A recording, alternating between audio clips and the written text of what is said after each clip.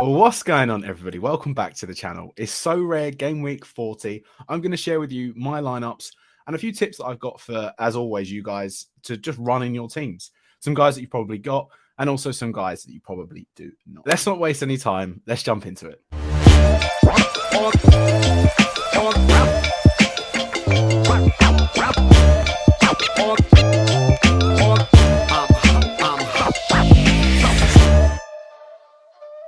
Little bit of housekeeping to do here just to sort of tidy a few things up. If you haven't yet, sub to the channel. It helps me out more than we can possibly imagine. I'm trying to reach 1,000 subscribers as soon as possible. Like the video, comment down below, all of that jazz. If you like these videos, it really would go a long way. Also, we now have a Swingman Sorare Society mini league. I'm going to leave a link to it in the description. If you're playing Sorare and you're watching these videos, make sure you join it. It's completely free to do. And then maybe there may be some prizes coming. I can't guarantee, but there'll be something coming around in the playoff time, potentially sooner. But I'm going to do stuff. We might get something from someone else. I don't know. And yeah, I mean, just join it. It's a no-brainer to do. The reason this video is a little bit earlier, there'll be no video on Monday for lineups. I will be tweeting out my lineups of what I'll be doing for the week and so on and so forth. So follow me wherever it is on, I don't know what corner it's at, but you'll see my Twitter on the screen. I'll also retweet it on the Swingman's account, on the podcast account. So yeah, just make sure you follow me there for Monday's lineups. But anyway, these are Friday lineups. Enough jibber jabber. Let's get into it. So a quick review of where we are right now. There is still another set of games to go. Obviously, what we will have. Tier 4 at the minute in Contender. I've got Dylan Brooks left to play. I mean, Booker did well without KD, but am I expecting Dylan Brooks to put up more than 20 against the Warriors? Do you know what? Yes, and primarily because of the Draymond and Dylan Brooks beef. You can all laugh at me in the comments when he gets his 16 or whatever he gets that he always does, because he's going to try and shoot 400 threes that night. Limited champion, I'm holding on with barely a breath. Bol 4.6 points, but he has a game left. There is scope for him to improve. I might snag a tier 5, a tier 4 if I'm lucky. Paul George was the disappointing one on the one game this week. Limited under 23s and where we had the giveaway. Doesn't look like I'm going to hit. You never know with Jordan Poole, but it is looking unlikely. What's the prize pool for this? Top 225. Yeah, I don't think we'll be hitting, unfortunately, this week. But, you know, as ever, what's the one that we've got this week? Limited all offense is the one this week. So, as ever, if I do hit a reward in that, I'll be giving it away. So, leave your comments, leave your Sorare handle in the comments down below. Also, tell me who your MVP pick is this week. Let's just spice it up a bit. Anyway, back to it. Rare Contender, we're currently in the top 300. We are on for a reward here. We've got 3 guys with games left. Memhard has the Rockets. I still don't think he'd improve on 24. That's a pretty ceiling score for him in his new pace as well, in his paces role that he's pretty much got now. There is scope with, not Dylan Brooks, there is scope with Oubre for a little bit of a bonus here because he's got that Pistons game. But it does scare me that these are 2 teams that want to lose. So Kelly Oubre might play like 25 minutes and then they'll sit him for the rest of the night. I don't see RJ Barrett improving on 27, 6 and 4. So that might be a tier 4 or tier 5. Nice added to the collection. Western Conference, what I've tried hasn't worked. Unless Jaren Jackson Jr. goes nuts against the Warriors, it didn't work. I'm surprised Kevin Knox even got garbage time minutes, if I'm being honest. But again, if Paul George had done really well, it might have worked because we got 4 guys. If Paul George had got a 50, this might have come to fruition. But it didn't, so we live and learn. And Rare Champion, now this is the big one. We're sitting 14th. We slipped down from 9th, then 11th to 14th. I don't think I'm going to be getting super rares. Mikal Bridges is playing the Bucks. I can't see him improving on a 57.5 score. The one that would have got me there would have been Jimmy Butler, and this is my one issue with Rare Champ. I'm now doing well in it to a rate where I've won 4 or 5 tier 2s and a couple of tier 3s. I just don't have a sort of Embiid top tier guy. So I'm going to try and trade for one with some of the stuff I've got in my gallery. I might have some ETH I can throw at it, not this here. I've got some stuff in football. But, you know, that's where we need to sort of improve the gallery. It's then depending on what MVP I target. If I want one for who I think is going to be good for the last 18 games that are left in this season, or if I want one that I think will be a little bit worse, but in the playoffs. We'll wait and see. We'll see what we can do with the budget and with the guys that we've got. But yeah, I mean, a tier 2 and a tier 4, it'll be a high tier 2 if we stay in and around the 20 mark. I think I'd probably finish at this rate 25th is my guess. So we'll wait and see. But anyway, jump into our lineups for game week 40. Right then, we'll start with the lineup in which I'll be giving something away. That will be limited all offense. So as ever, comment down below your Sorare handle. Make sure you're subbed, liked, and commented, obviously. And tell me your MVP choice this week. Just, hear me out on this one. So we're going to be playing De'Aaron Fox here. Limited all offense works in a way in which it is solely, if I go to details, points, assists, rebounds, 3 points made, double doubles, and triple doubles. So as far as I'm aware, turnovers don't even count. So you don't have to worry about, oh, I've got the point guard that's really good, but he turns it over 7 times a night because his name's Russell Westbrook. It doesn't matter. You can get away with all of this now. So in essentially to that, and to be fair, the 550 places is actually okay. Majority of which are tier 5s, but it's better than nothing. And a tier 5 like I got last week was Blake Griffin. He ended up selling for like £6 or £7 because he then becomes viable. And that's what happens with tier 5 cards. So it's always a good thing to win. In any case, back to it. Limited all offense. De'Aaron Fox fits the bill to a T. Devin Booker fits the bill to a T. Nikola Vucevic against the Rockets fits the bill to a T because you've got rebounds, assists, and points. And he's not been at it lately, but there is scope for him to get like a 25, an 8, and a 7, of which would be a great score. Luke Kennard is the enabler. There's no jar in this Memphis team. There's a few guys that are out with injury issues. I know it's against the Mavs, but for an L10 of 11, it then meant I could put Jordan Poole in here. And again, I know he's playing the Bucks, but if for some reason Andrew Wiggins is still not back with his personal issues, and then they decide to rest one of Clay or Steph, then Jordan Poole becomes the big guy again. So again, 33, I'm happy to do that. And I think quietly optimistic about a potential reward. And if so, it would be given away to one of you. Moving on. We'll go to limited contender. So in contender, we've got Cam Reddish. Again, solid output. 22 is too low for him. Tobias Harris is 23. I know he came back. He had that annoying calf strain, so I didn't play him. And then he came and dropped to 50 against the Timberwolves. I really don't like the look of, even though I've got a few of those guys, I don't like the look at how the Blazers are currently playing. It's too centric on Damian Lillard. And the Pels are the Pels, and they look in free fall at the moment. So we'll like Cam Reddish, and for that lineup. For Tobias Harris, we've got the Wizards, which are not great, and the Trailblazers, like I just mentioned, not great. So I like that. Thibault, same sort of thing with Reddish, although his ceiling is nowhere near as high as Reddish's. I think we might have got the best of him yet. So there's potential scope that I switch him to Vanderbilt. But I'm going to play Matisse at the moment. Trey Jones, 21's too low. Game against the Thunder will be good if he plays both. I don't think he will play both because the Spurs are tanking. Thank you very much, email. The Spurs are tanking, and they're not really looking to sort of...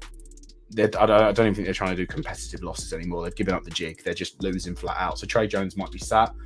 And then, yeah, Devin Brooks has got that one game against the Mavs. So, yeah, look, am I over the moon with it? No, but...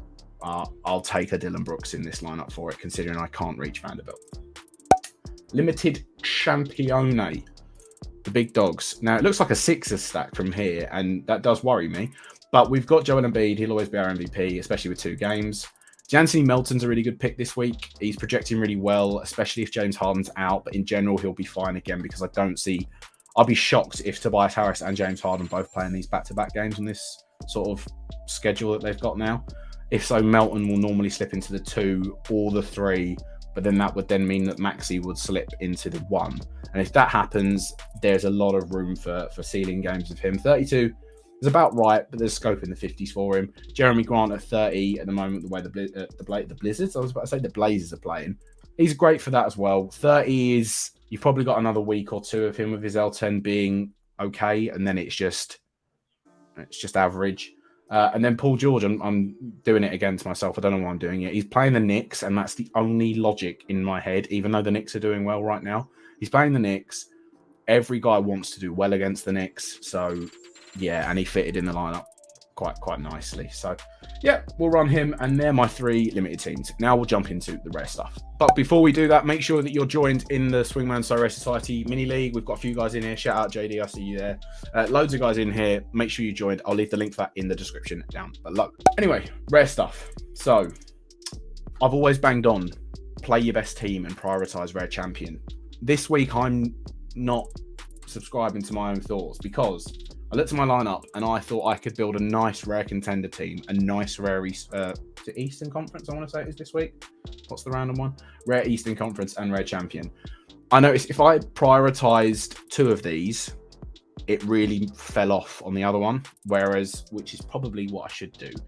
But I want to do it so that I have a chance in the three of them. And rare contender, now, Trendon Watford is being projected lower minutes, and I can understand why. Yusuf Nurkic is back, which means that Drew Eubanks falls, which means that Trendon Watford then falls. But from watching the Blazers as of late, Trendon Watford was the guy that was trusted in the final 10 down the stretch. He also had a big game last night where he was trusted more over Drew Eubanks. And I think that Drew Eubanks has not been good now for a little while as well. So there is scope and potential for Trendon Watford at 15 on 2 back-to-backs to still be good value, despite what the projections are showing. This is a full-on, I won't recommend this, but I'm going to go out on a limb because I think it is it. So I'm going to play Trendon Watford. I wouldn't say go and buy him. I wouldn't be picking up Blazer players now because I think Reddish and Thibault past their sort of prime on their low L10s. If you've got them, play them, but I wouldn't go out and buy them. So I have a Trendon Watford. He fits into this gallery nicely. Alex Caruso's seen a new sort of role within this Bulls starting lineup. He's starting at the 4 in this sort of smaller unit that they've got. I mean, I'm going to be honest, it's because they're playing the Rockets is also why I'm also picking him up. He's not got massive ceilings. He's got 239 games there, but I mean, they would have been from, I can't tell you what they would have been from. They would have been from mass steel nights and maybe one of DeMar or Levine were out. Essentially, 16 is quite low. There's a chance he gets mid-20s, and I'd take that in contender. Now, the 3 guys which I am primarily doing this for, and this is why I've got Trendon Watford and Alex Caruso, because they fit in it. Kelly Oubre Jr., I know this is just a UK timing error. It'll just be a back-to-back. Again, I think 26 is too low for him. He's got scope for 40s quite comfortably. The only thing that worries me is the Hornets could just be like, yeah, we want to lose tonight, and they restrict his minutes or sit him entirely. RJ Barrett, 25 for him. He's the most hot and cold player right now within my entire gallery. 25, though, I'm willing to take the risk on it against the 2 LA teams because, do you know what? The Clippers are probably worse at the moment than the Lakers. There, I said it. But the way in which it's happening, 25 for him's fine because there is scope that he hits a 39 or not a 50. I don't think that'll happen. But there's scope for him to get 1.5 times his L10, which I'd take all day. And then Jeremy Sohan. And then this also worries me for the same reason because I like the OKC fixture. They might just give up against Denver already. But 28 for him, their scope Sohan puts on a bit of a show and he gets in that 40 mark in the Sorare side. And of which, if I get sort of a 40 from him, a 40 from him, a 40 from him, and then, I don't know, a mid-20 and a mid-20, that should be a good rare contender, sort of tier 3, tier 4. And for that, I'm happy because then it means, if I show you my other lineups, for rare Eastern, I think this is a very, very good, strong lineup. This will depend on if the Bucks don't sit these guys. I can't see them sitting against the Warriors. They're going to want to see what they're like against the Warriors.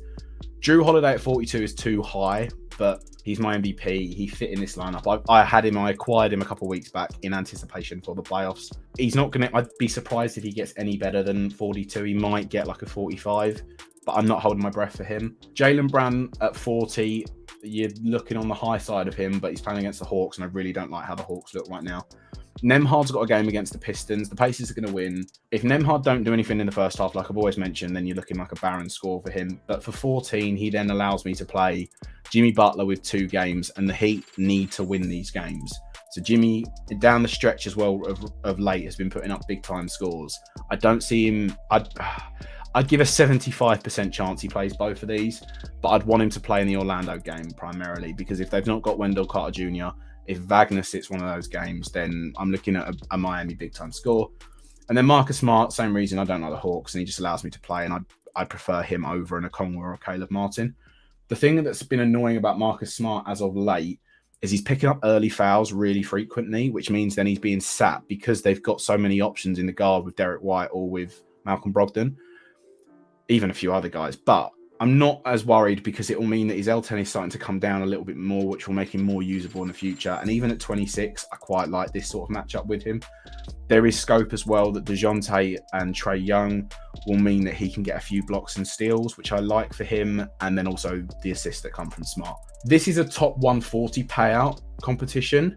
I won't say this has scope to go any higher, but I might get myself a tier 5 or tier 4. I see this just narrowly missing out, but I'm not going to go out and spend big money or big trades to try and improve this for a specialty competition. That's me. And then last but not least, we have Red Champion.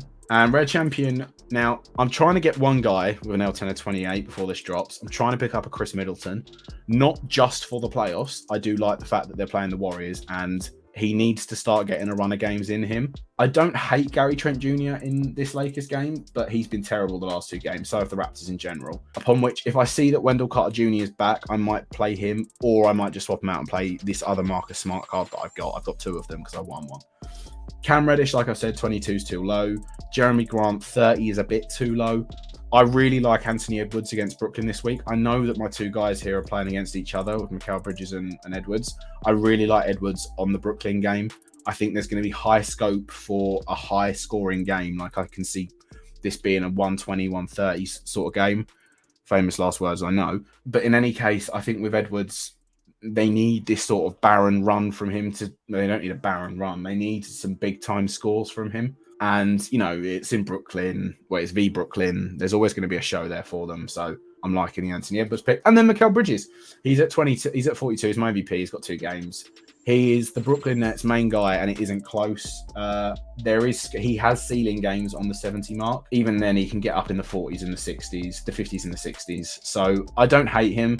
The Gary Trent Jr. I wouldn't be comfortable with. If I get someone else to replace it, then it'll be a bit different. I mean, if I win a tier 2 that I'm currently on, I might be out and I win some rewards and I might use them. I don't know what I'll do, but yeah, at the minute, that's my Red Champion. If I want to get Middleton, I'll pick Middleton up. I'll quickly show you some guys that I really like this week as well. So the worst kept secret, Tyus Jones is going to be not a cheat code, but sort of this week's go-to main guy, primarily because his L10's at 18 and Ja Morant's not out. As you can see from the graphs that are spiked, he's going to be he's going to have a high effective ownership essentially across the game. There is scope that he just does terrible because he isn't Ja Morant. He's not just going to fill in his shoes and perform like Ja Morant, but there is definite scope that he could get double his L10. And in that case, he then becomes a very, very good asset.